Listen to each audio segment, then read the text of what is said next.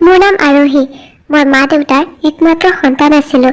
আমি অতি আনন্দৰে বিলাসী জীৱন যাপন কৰি আছিলোঁ। জীৱনত আছিল মাথো সুখ। মা দেউতাৰ জীৱন মোৰ মাজতে বাস কৰিছিল। পাপা বেংকত কাম কৰিছিল আৰু মা স্কুল এখনৰ শিক্ষয়িত্ৰী আছিল। শৈশৱৰ পৰা পঢ়া শুনাত মই বৰ আগ্ৰহী আছিলোঁ। মা দেউতাই কেতিয়াও কোৱাৰ প্ৰয়োজন নাছিল আৰু সকলো হোমৱৰ্ক মই নিজেই কৰিছিলোঁ। স্কুলতো মই মোৰ শিক্ষকসকলৰ প্ৰিয় ছাত্ৰী আছিলোঁ। মোৰ মা আৰু দেউতাই মোক সুখী কৰি কেতিয়াও ভাগৰি যোৱা নাছিল। মা দেউতাই সদায় প্ৰশংসা কৰিছিল যে আমাক ভগৱানে এজনী যোগ্য ছোৱালী দিছে। মই কাকো দুখ কষ্টত থকা মানুহ চাব নোৱাৰোঁ। বাটত যদি কোনোবা বিপদত পৰে মই লগে লগে গাড়ীৰ পৰা নামি তেওঁক সহায় কৰিছিলোঁ। যেতিয়াই মা দেউতাই মোক আনক সহায় কৰা দেখিছিল তেতিয়াই তেওঁলোকে বহুত সুখী হৈছিল আৰু মোক আশীৰ্বাদ দিছিল যে তুমি জীৱনত সদায় সুখত থাকিবা, কাৰণ যদি তুমি আনৰ দুখ অনুভৱ কৰিব পাৰা তেন্তে ঈশ্বৰে তোমাৰ লগত কেতিয়াও বেয়া নকৰে। মোৰ ভাল আচৰণৰ বাবে স্কুলৰ সকলোবোৰ ল'ৰা ছোৱালী মোৰ লগত ভালদৰে মিলি গৈছিল। যদিও মোৰ বেষ্ট ফ্ৰেণ্ড আছিল মাত্ৰ এজনী, যাৰ লগত মই হৃদয়ৰ সকলো কথা শ্বেয়াৰ কৰিছিলোঁ। মোৰ ডাক্তৰ হোৱাৰ আগ্ৰহ আৰু বান্ধৱী ৰিয়াই এয়াৰ হোষ্টেছ হ'বলৈ আগ্ৰহী আছিল। এদিন মই গম পালোঁ যে পত্নী আৰু সন্তানৰ সৈতে আমেৰিকাত বসতি স্থাপন কৰা ৰিয়াৰ ডাঙৰ ককায়েকে মাক দেউতাক আৰু ভনীয়েককো আমেৰিকালৈ মাতিবলৈ সিদ্ধান্ত লৈছে। এই খবৰটো শুনি মোৰ বৰ দুখ লাগিল, কাৰণ এজনী ৰিয়াইহে আছিল যাৰ লগত মই সকলো ধৰণৰ কথা পাতিছিলোঁ। তাইৰ লগত মই হৃদয়ৰ সকলো কথা শ্বেয়াৰ কৰিছিলোঁ। তাইৰ অবিহনে মই অসম্পূৰ্ণ আছিলোঁ। যদি তাই গুচি যায় তেন্তে মই তাইৰ অবিহনে কেনেকৈ থাকিম। মই দুখী হ'লে ৰিয়াই মোক কয়, চিন্তা নকৰিবা, এদিন মই নিশ্চয় এয়াৰ হোষ্টেছ হ'ম আৰু তাৰপিছত তুমি উৰণীয়া বিমানখন চাবা। মই নিশ্চয় কোনোবা নহয় কোনোবা এখন বিমানত বহি থাকিম। তাইৰ কথা শুনি মই হাঁহিছিলোঁ। তাৰপিছত এদিন ৰিয়া আমেৰিকালৈ গুচি গ'ল। তাই যোৱাৰ দিনা মোৰ এনে লাগিছিল যেন মই সম্পূৰ্ণ অকলশৰীয়া হৈ পৰিছোঁ। কিন্তু লাহে লাহে নিজকে নিয়ন্ত্ৰণ কৰি পঢ়া শুনাত মনোনিৱেশ কৰিবলৈ ধৰিলোঁ। মই ডাক্তৰ হ'ব বিচাৰিছিলোঁ, যিটো মই নিশ্চিতভাৱে পূৰণ কৰিবলগীয়া আছিল। এনে লাগিছিল যেন সঁচাকৈ ভগৱানৰ আশীৰ্বাদ পাইছোঁ। প্ৰতিবাৰে ভাল গ্ৰেড পোৱাৰ লগে লগে মা দেউতাই মোক লৈ চিন্তিত হৈ পৰিছিল যে পঢ়াৰ সমান্তৰালকৈ ময়ো নিজৰ যত্ন লোৱা উচিত। যেতিয়া মায়ে দেখিলে যে মই পঢ়া শুনাত ব্যস্ত হৈ আছোঁ তেতিয়া মায়ে তালৈ আহি মোক ব্ৰেকফাষ্ট নিজ হাতেৰে খুৱাই দিছিল। মই কলেজৰ পৰা ঘৰলৈ আহিলে মায়ে মোৰ বাবে অপেক্ষা কৰি হলত ইফালে সিফালে ঘূৰি ফুৰিছিল। মই মাক কওঁ, চিন্তা নকৰিবা, মই এতিয়া ডাঙৰ হৈছোঁ আৰু নিজৰ যত্ন ল'ব পাৰিছোঁ। মায়ে মোক বকাবকি কৰিছিল আৰু কৈছিল, বিশেষ যত্ন ল'ব পাৰিবানে? সময়মতে খাদ্যও নোখোৱা। যদি অসুস্থ হৈ পৰা তেন্তে ডাক্তৰ হোৱাৰ সপোন কেনেকৈ পূৰণ কৰিব পাৰিবা? মই মৰমেৰে মাৰ ডিঙিত হাতখন থৈ ক'লোঁ, হ'ব মা, এতিয়াৰ পৰা মই তুমি কোৱাৰ দৰে কৰিম। মোৰ কথা শুনি মা সুখী হৈ পৰিল। এদিন দেউতাই ক'লে, আৰোহী, কেতিয়াবা আমাৰ লগত বহি কথা বতৰাও পাতিবা। তোমাৰ বাহিৰে আমাৰ আৰু কোন আছেনো? দেউতাৰ কথাত মই কিছু দুখ অনুভৱ কৰিছিলোঁ। সঁচাকৈ মই ইমান পঢ়া শুনাত মগ্ন হৈ আছিলোঁ যে মা দেউতাৰ লগত কথা পাতিবলৈও সময় নাপাওঁ। দেউতাৰ কথাত ইমানেই দুখ লাগিল যে মা আৰু দেউতাৰ নিসংগতাৰ কথাও ভবা নাছিলোঁ। মোৰ চকু দুটা চকু পানীৰে উপচি পৰিল। মই মা আৰু দেউতাক ক'লোঁ, ক্ষমা কৰিবা মোক তোমালোকে, মই তোমালোকক সময় দিব পৰা নাই। সেই নিশা মই আৰু মা দেউতাই বহু সময় ধৰি ইজনে সিজনৰ লগত কথা পাতি থাকিলোঁ আৰু কেতিয়া যে সময়বোৰ পাৰ হৈ গ'ল গমেই নাপালোঁ। সঁচাকৈ ভাল সময়বোৰ কিমান সোনকালে পাৰ হৈ যায় গম পোৱা নাযায়। এতিয়া মই মা আৰু দেউতাক কিছু সময় দিবলৈ ধৰিলোঁ। মা আৰু দেউতাও সুখী হ'বলৈ ধৰিলে। দিনবোৰ এনেকৈ পাৰ হৈ গ'ল। এদিন মা আৰু দেউতা ক'ৰবালৈ যাব লগা হ'ল। দেউতাই ক'লে, আৰোহী, আজি তোমাৰ মা আৰু মই ক'ৰবালৈ যাব লাগিব। আমি সন্ধিয়ালৈকে আহিম। তুমি চিন্তা নকৰিবা। কলেজৰ পৰা আহি ৰাতিৰ আহাৰ খাই শুই থাকিবা। মা আৰু দেউতা গুচি গ'ল।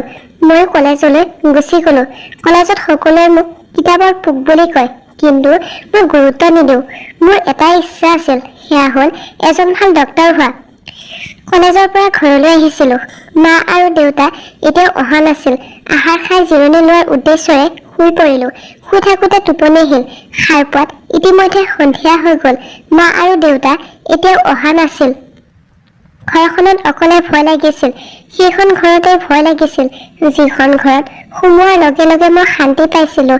মোৰ হৃদয়খন দ্ৰুত গতিত কঁপিবলৈ ধৰিলে আৰু মোৰ অস্থিৰতা বাঢ়ি আহিছিল। মা আৰু দেউতাৰ একো খবৰ পোৱা নাছিলোঁ যে তেওঁলোক ক'ত আছে। ইতিমধ্যে আন্ধাৰ হৈ পৰিছিল। মা দেউতাক বহুতবাৰ ফোন কৰিলোঁ, কিন্তু তেওঁলোকৰ ফোনটো লগা নাছিল। মই ভয়তে ঘৰৰ পৰা ওলাই আহি ওচৰ চুবুৰীয়াৰ দুৱাৰত টোকাৰ মাৰিলোঁ। সিহঁতে মোৰ মাতটো শুনা নাছিল। হয়তো সিহঁত শুই আছিল। যদিও মই হতাশাত ঘূৰি আহিবলৈ ওলাইছিলোঁ, তেতিয়া দুৱাৰখন খোল খালে। খুৰীয়ে ওলাই আহি ক'লে, কি হৈছে আৰোহী? সকলো ঠিকেই আছেনে? ইমান ৰাতি ইয়াত কি কৰি আছা? মই ক'লো, খুৰী, মা আৰু দেউতা ৰাতিপুৱাৰ পৰা কিবা কামত ওলাই গৈছে আৰু এতিয়ালৈ ঘৰলৈ উভতি অহা নাই। তেওঁলোকৰ ফোনটো ছুইচ অফ হৈ আছে। মোৰ বৰ ভয় অনুভৱ হৈছে। খুৰীয়ে ক'লে, আৰোহী, চিন্তা নকৰিবা, কিবা কামত আবদ্ধ হৈ থাকিব পাৰে। ৰাতিপুৱালৈকে আহিব। তুমি গৈ আৰামত শুই থাকা আৰু গেটখন ভালকৈ বন্ধ কৰি ল'বা। কিবা প্ৰয়োজন হ'লে মোক জনাবা। মই ঘৰলৈ আহিছিলোঁ, কিন্তু মোৰ অস্থিৰতা আৰু বেছিকৈ বাঢ়িবলৈ ধৰিলে। ভুল চিন্তাবোৰ অন্তৰত আহি আছিল।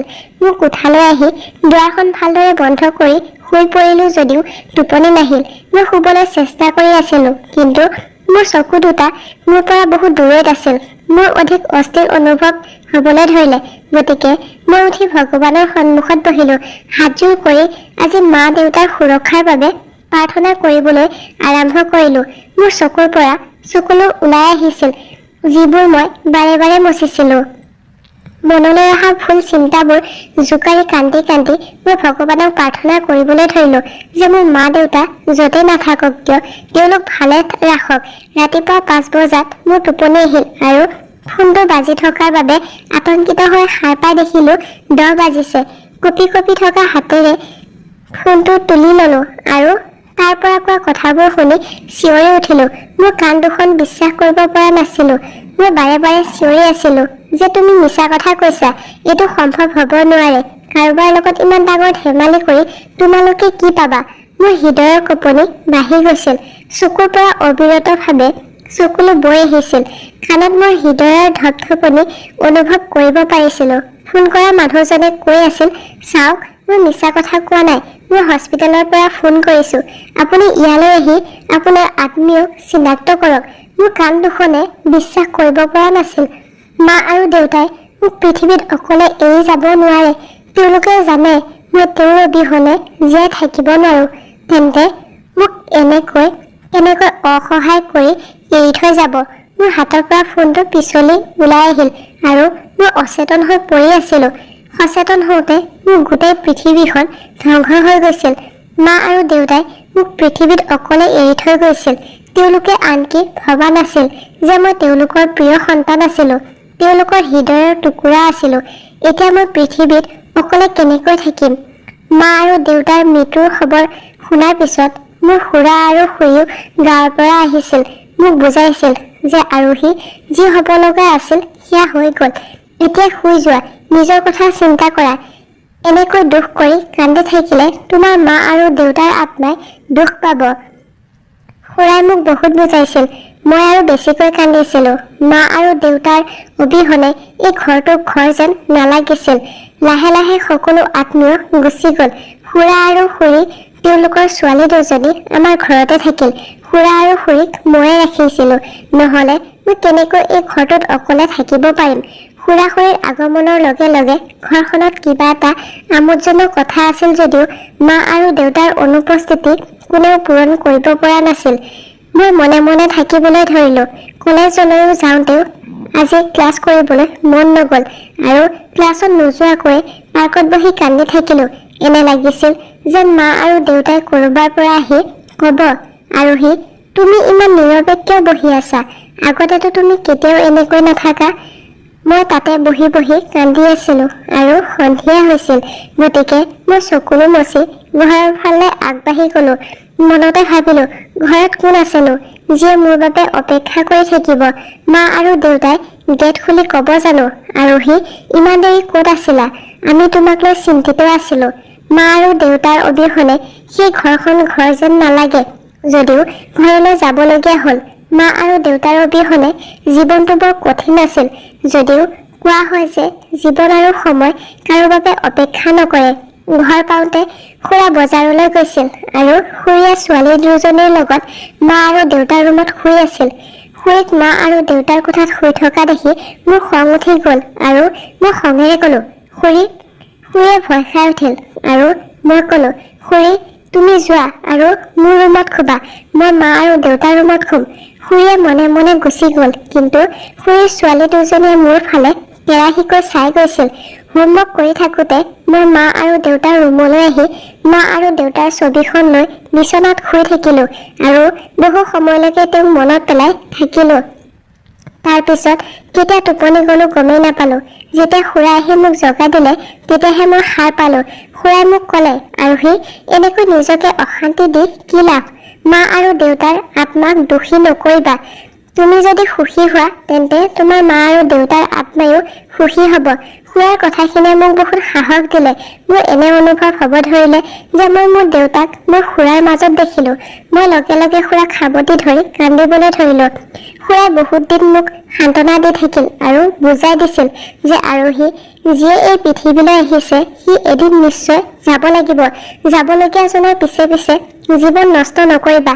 পঢ়া শুনাত মন দিয়া, ডাক্তৰ হৈ মা দেউতাৰ সপোন পূৰণ কৰা। খুৰাৰ বুজনিয়ে মোৰ ওপৰত বহুত প্ৰভাৱ পেলাইছিল। মই বুজি পাইছিলোঁ যে খুৰাই ঠিকেই কৈছে। মা আৰু দেউতাক মনত পেলাই থাকোঁতে মই মোৰ লক্ষ্যৰ বাট হেৰুৱাই পেলাইছিলোঁ। মা আৰু দেউতাৰ সপোনটোতো পাহৰি গৈছিলোঁ। মই ডাক্তৰ হোৱাটো তেওঁৰ সপোন আছিল। তাৰপিছত মই লাহে লাহে নিজকে দুখৰ পৰা আঁতৰাই আনিলোঁ। মা আৰু দেউতাৰ স্মৃতিবোৰ হৃদয়ৰ কোনোবা এটা কোণত লুকুৱাই ৰাখিলোঁ আৰু পঢ়া শুনাত মনোনিৱেশ কৰিবলৈ ধৰিলোঁ। খুৰা আৰু খুৰী মোৰ লগত আমাৰ ঘৰতে থাকিবলৈ আৰম্ভ কৰিলে। খুৰাই মোক বহুত ভাল পাইছিল, ঠিক দেউতাৰ দৰেই। যেতিয়া কোনো কাম কৰিব লগা হৈছিল মই কেৱল খুৰাকহে কৈছিলোঁ। সেইদিনাও মই কলেজৰ মাচুল দিব লগা হৈছিল, গতিকে খুৰাক ক'লো যে খুৰা, কলেজৰ মাচুল দিব লাগিছিল, অলপ টকা লাগে। খুৰা বৰ শিক্ষিত নাছিল, সৰু সৰু কাম কৰিছিল। মোৰ কথা শুনি কিছু সময়ৰ বাবে তেওঁ মনে মনে থাকিল আৰু তাৰপিছত ক'লে, ঠিক আছে আৰোহী, মই তোমাৰ মাচুলৰ বাবে কিছু ব্যৱস্থা কৰি দিম। এই কথা কৈ খুৰা কামলৈ গৈছিল। মই কলেজৰ বাবে সাজু হৈ থাকোঁতে খুৰাই ডাঙৰ মাতেৰে মোৰ নামটো ল'লে আৰু ক'লে, আৰোহী, তোমাৰ লাজ নাই নেকি যে তুমি খুৰাৰ পৰা মাচুলৰ বাবে টকা বিচাৰিছা? তুমি জানা যে তোমাৰ খুৰাই এটা সৰু কাম কৰে যিটোৱে ঘৰৰ সকলো খৰচ কষ্টৰে বহন কৰিব লাগে। কলেজৰ মাচুলৰ বাবে হাজাৰ হাজাৰ টকা ক'ৰ পৰা পাব? ইমানখিনি পঢ়া শুনা তোমাৰ বাবে যথেষ্ট। পঢ়া শুনা বন্ধ কৰি আন ক'ৰবাত চাকৰি বিচাৰি লোৱা, তেতিয়া 2-4 পইচা ঘৰলৈ আহিব। খুৰীৰ কথা শুনি মোৰ বৰ খং উঠিল। খঙত ব্ৰেকফাষ্ট নকৰাকৈ কলেজলৈ গুচি গ'লোঁ। কিন্তু যেতিয়া মই শান্তিৰে হৃদয় আৰু মনেৰে ভাবি চাওঁ তেতিয়া খুৰীৰ কথাবোৰ ঠিক যেন লাগিল। খুৰীয়ে ঠিকেই কৈছিল যে খুৰা নিজেই নিবনুৱা, ক'তো বেছি কাম নাপায়। খুৰাৰ প্ৰতি মোৰ দুখ লাগিল। খুৰাই মোক ইমান মৰম কৰিছিল, মই মাত্ৰ এবাৰ কোৱাৰ লগে লগে মোক কলেজৰ মাচুল দিবলৈ মান্তি হৈছিল। মই নাজানো যে তেওঁ ক'ৰ পৰা টকা ধাৰলৈ ল'ব আৰু তাৰপিছত মোৰ মাচুল দিব। কিন্তু মই তেনেকুৱা স্বাৰ্থপৰ নাছিলোঁ যে মই আনক বিপদত পেলাই ডাক্তৰ হ'ম। মই মনত শিল এটা লৈ পঢ়া শুনা এৰি দিয়াৰ সিদ্ধান্ত ল'লোঁ আৰু তাৰপিছত ইফালে সিফালে চাকৰি বিচাৰিবলৈ ধৰিলোঁ। বহুত কষ্ট কৰিবলগীয়া নহ'ল চাকৰি এটা পাবলৈ আৰু অতি সোনকালে মই চাকৰি এটা পাইছিলোঁ। খুৰাই মোৰ প্ৰতি বৰ দয়ালু আছিল। খুৰাই আহি মোক ক'লে, আৰোহী, তুমি এই সিদ্ধান্তটো লৈ ভুল কৰিলা। তুমি তোমাৰ মা দেউতাৰ সপোন পূৰণ কৰিব লাগিছিল। তুমি টকাৰ চিন্তা কিয় কৰিছা? মই ক'ৰবাৰ পৰা ব্যৱস্থা কৰি দিলোঁহেঁতেন। কিন্তু মই খুৰাক বুজাই দিলোঁ যে খুৰা, কোনো কথা নাই, ঘৰৰ পৰিস্থিতি ভাল হ'লে মই আকৌ পঢ়িম। লাহে লাহে দিনবোৰ এনেকৈ পাৰ হৈ গ'ল। ঘৰৰ পৰিস্থিতি ভাল হ'বলৈ ধৰিলে। কেইদিনমানৰ পৰা মই অলপ অসুস্থ হৈ পৰিলোঁ। মোৰ মূৰৰ বিষ আৰু মৃদু জ্বৰ হ'ল। খুৰীয়ে মোক ডাক্তৰৰ ওচৰলৈ লৈ গ'ল। ডাক্তৰে মোক ঔষধ দিলে আৰু ক'লে ঋতুভিত্তিক জ্বৰ হৈছিল, সোনকালে নাইকিয়া হ'ব। কিন্তু এতিয়া খুৰীয়ে মোক প্ৰতিদিনে সন্ধিয়া এটা বড়ি দিছিল আৰু মোক খাবলৈ কৈছিল আৰু কৈছিল তোমাৰ শৰীৰত শক্তি থাকিব আৰু তোমাৰ জ্বৰ নাথাকিব। মই খুৰীক ক'লো যে এতিয়া মই ভালেই আছো, মোৰ ঔষধ খোৱাৰ প্ৰয়োজন নাই। কিন্তু তেতিয়াও খুৰীয়ে মোক বড়ি এটা জোৰ জবৰদস্তি খুৱাই দিছিল। খুৰীয়ে জোৰ কৰাত মই বড়িটো খাইছিলো, যদিও কেইদিনমানৰ পৰা মোৰ মুখৰ ৰং কলা হৈ যোৱাৰ কথা উপলব্ধি কৰিছিলো। মই ভাবিলো যে হয়তো জ্বৰৰ বাবে ৰং কলা হৈ গৈছে। মই বিশেষ গুৰুত্ব নিদিলো যে নিজেই ভাল হ'ব, কিন্তু মুখখন ভাল হোৱাৰ পৰিৱৰ্তে বেয়া হ'বলৈ ধৰিলে। মুখখন কলা হোৱাৰ লগতে মুখত পিম্পল ওলাবলৈ ধৰিলে, যিয়ে পিছত দাগ এৰি দিলে, যাৰ বাবে মুখখন অতি কুৎসিত দেখাবলৈ ধৰিলে।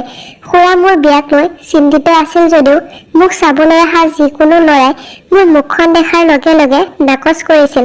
আনকি খুৰাৰ 2জনী ছোৱালীও বিয়া হৈ গ'ল। মোক চাবলৈ অহা ল'ৰাবোৰে মোক নাকচ কৰি খুৰাৰ ছোৱালী কেইজনীক পচন্দ কৰি থৈ যায়।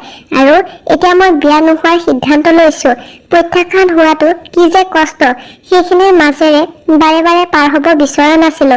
মই খুৰা আৰু খুৰীক স্পষ্টকৈ কৈছিলো যে মই বিয়া নকৰো, কিন্তু খুৰীয়ে বিচাৰিছিল যে মই যিমান পাৰো সোনকালে বিয়া হৈ এই ঘৰৰ পৰা ওলাই যাওঁ। কিন্তু মই কঠোৰ শব্দৰে কৈছিলো যে যদি কোনোবাই মোক বিয়াৰ বাবে অনুৰোধ কৰে তেন্তে মই মোৰ জীৱনটো ত্যাগ কৰিম। তাৰপিছত ভয়ত খুৰাই মোক বিয়াৰ বাবে হেঁচা নিদিলে। খুৰীও নিমাত হৈ পৰিল। হয়তো খুৰাই তেওঁক বুজাই দিছিল। এদিন খুৰীয়ে মোৰ বাবে ক্ৰীম এটা আনি ক'লে, ক্ৰীমটো মুখত লগালে 8 দিনত মুখখন পৰিষ্কাৰ হৈ যাব। মই ক্ৰীমটো ব্যৱহাৰ নকৰো বুলি ক'লো, কিন্তু খুৰীয়ে মোৰ কথা নুশুনিলে। তেওঁ শেষবাৰৰ বাবে মোক তেওঁৰ কথা এবাৰ শুনিবলৈ দিলে। খুৰাই ক'বলৈ ধৰিলে, আৰোহী, যেতিয়া তোমাৰ খুৰীয়ে ইমান আত্মবিশ্বাসেৰে ক্ৰীমটো আনি দিছে তেতিয়াহ'লে লগালে কি ক্ষতি? খুৰাক সন্মান কৰিবলৈ মই খুৰীৰ পৰা সেই ক্ৰীমটো লৈছিলো আৰু মই শুই যোৱাৰ আগতে ক্ৰীমটো লগাইছিলো। কিন্তু খুৰীয়ে মোক কৈছিল যে আৰোহী, তুমি কেতিয়াও আইনাখনলৈ নাচাবা, নহ'লে এই ক্ৰীমটোৰ প্ৰভাৱ নাইকিয়া হৈ যাব। খুৰীৰ কথাত মই হাঁহিলো। মই সঁচাকৈ সাজ পোছাক পিন্ধি ভাল পোৱা নাছিলো, গতিকে আইনাখনলৈ নোচোৱাৰ চৰ্তটো বিশেষ ডাঙৰ চৰ্ত নাছিল। খুৰীৰ অনুৰোধত মই মান্তি হৈছিলো। কিন্তু এদিন যেতিয়া ল'ৰা এটাই মোক চাবলৈ আহিছিল আৰু তেওঁলোকে মোক পচন্দ কৰিছিল, তেতিয়া মোৰ সঁচাকৈ এনেকুৱা লাগিছিল, মই নিশ্চিত হৈছিলো যে হয়, খুৰীয়ে মোক দিয়া ক্ৰীমটোৱে সঁচাকৈ কাম কৰে। মোৰ হ'বলগীয়া শাহুৱে মোক বহুত প্ৰশংসা কৰি ক'লে, আমি ইমান ধুনীয়া বোৱাৰী বিচাৰি নাপালোহেঁতেন। আমাৰ ভাগ্য ভাল যে ইমান এজনী ধুনীয়া বোৱাৰী পাইছো। আৰু তাৰপিছত মই বিহানৰ কইনা হৈ বিহানৰ ঘৰলৈ আহিলো। কইনা হওঁতে মোৰ নিজকে চাবলৈ বৰ হেঁপাহ আছিল, কিন্তু খুৰীৰ কথা মনত পৰিল যে তুমি কেতিয়াও আইনা নাচাবা, নহ'লে তোমাৰ মুখখন নষ্ট হৈ যাব। মই নিজকে আইনাৰ পৰা আঁতৰাই ৰাখিলো যে যদি সঁচাকৈ এনেকুৱা কিবা এটা হয় তেন্তে কি হ'ব। মোৰ বেয়া চেহেৰাটো দেখি বিহানে মোক বেয়া পোৱাটো মই নিবিচাৰিছিলো। কেৱল তেওঁৰ ফটোখন দেখিয়ে মই বিহানৰ প্ৰেমত পৰা যেন অনুভৱ কৰিছিলো। মই কইনা হৈ বিয়াৰ বিচনাখনত বহি বিহানলৈ অপেক্ষা কৰি আছিলো। কিছু সময়ৰ পাছত তেওঁ ভিতৰলৈ আহিল আৰু মোক তেওঁ হীৰাৰ আঙুঠি এটা পিন্ধাই দিলে। মোৰ হাত দুখন হাতত লৈ মোক বহুত প্ৰতিশ্ৰুতি দিলে। তাৰ মৰমৰ কথাবোৰ শুনি মোৰ হৃদয়খন কঁপিবলৈ ধৰিলে। আমি দুয়ো এক হৈ পৰিলো। মই কেতিয়াও ভবা নাছিলো যে বিহানৰ লগত জীৱনটো ইমান ধুনীয়া হৈ পৰিব। বিহানে মোৰ বহুত যত্ন লয়, যেন মই কাছৰ পুতলা এটাহে। বিহানৰ মাকেও মোৰ বহুত যত্ন লৈছিল। ঘৰৰ আটাইবোৰ আইনা মই আঁতৰাই পেলাইছিলো। মই ভাবিছিলো যদি মই আকৌ কুৎসিত হৈ যাওঁ তেতিয়া বিহানে মোক তাৰ জীৱনৰ পৰা বাহিৰ কৰি দিব বুলি ভয় খাইছিলো। বিহানে মোক আইনা আঁতৰোৱাৰ কাৰণ সুধিছিল, যদিও মই তেওঁক একো উত্তৰ দিয়া নাছিলো।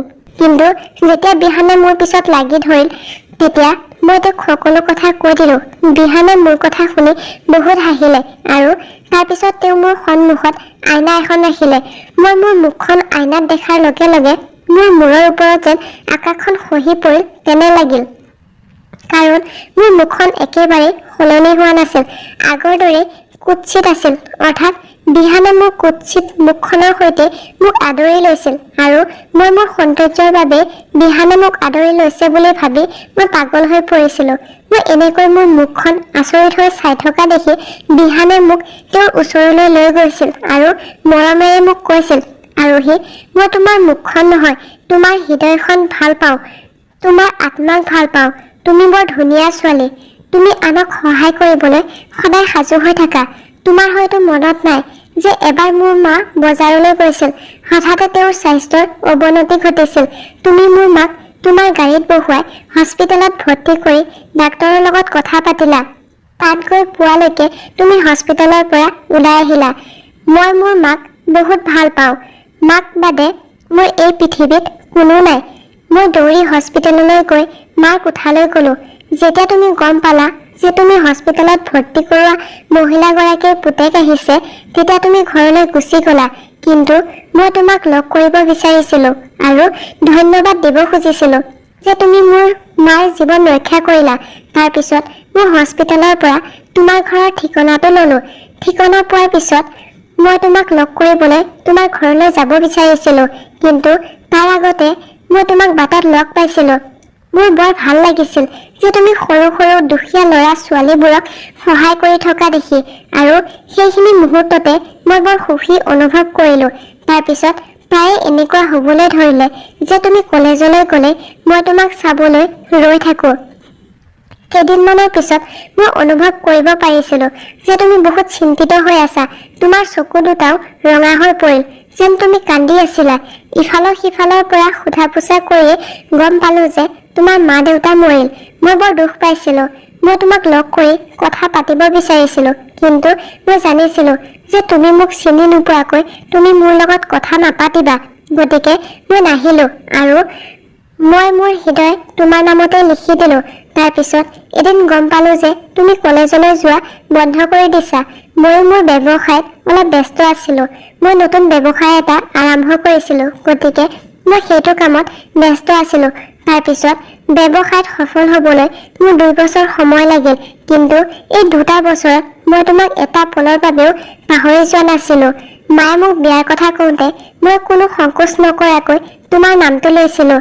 মাক ক'লো তাই সেইজনী ছোৱালী যিয়ে তোমাক হস্পিটেলত ভৰ্তি কৰাইছিল।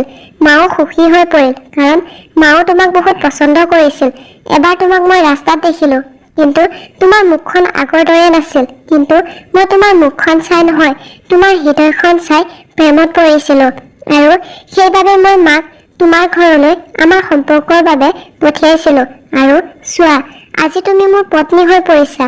আৰু মই আচৰিত হৈ মুখ মেলি বিহানৰ কথা শুনি আছিলোঁ। চকু দুটা আনন্দত চকু পানীৰে ভৰি পৰিছিল। ভাগ্য ইমান দয়ালু হ'ব বুলি মই কেতিয়াও ভবা নাছিলোঁ। বিহানৰ বুকুত সাৱটি ধৰিলোঁ। বিহানেও হাত দুখনেৰে মোক আঁকোৱালি ল'লে। জীৱনটো এনেকৈ সুখেৰে পাৰ হ'বলৈ ধৰিলে। তাৰপিছত এদিন খুৰা আমাৰ ঘৰলৈ আহি ক'লে যে তোমাৰ খুৰীৰ বেমাৰত পৰি আছে আৰু তোমাক লগ কৰিবলৈ বিচাৰিছে। খুৰীৰ ওচৰ পাওঁতে খুৰীয়ে হাতযোৰ কৰি মোৰ ওচৰত ক্ষমা খুজি ক'লে, আৰোহী, মোক ক্ষমা কৰিবা। তোমাৰ চেহেৰা নষ্ট কৰাৰ আঁৰত ময়ে আছিলোঁ। কাৰণ তুমি জানা যে তোমাৰ খুৰাই ইমান কাম পোৱা নাছিল, আৰু তোমাৰ 2গৰাকী ভনী আছিল যাক আমি বিয়া দিব লাগিছিল। তুমি কাম কৰি আছিলা আৰু ভাল টকা উপাৰ্জন কৰিছিলা। তুমি বিয়া হৈ যোৱা হ'লে তেতিয়া তোমাৰ ভণ্টিহঁতৰ কি হ'লহেঁতেন। গতিকে মই ভাবিলোঁ যে তুমি এনেকৈয়ে থাকা আৰু টকা উপাৰ্জন কৰি থাকিবা, আৰু মোৰ ছোৱালীবোৰ এখন ভাল ঘৰত বিয়া দিব পাৰিম। সেইবাবে মই তোমাক সেই বড়িবোৰ খুৱাই দিলোঁ, আৰু তোমাৰ চেহেৰাটো বেয়া হৈ গ'ল। আৰু তাৰপিছত মোৰ বিচৰা ধৰণেই হ'ল। মোৰ 2জনী ছোৱালী বিয়া হ'ল।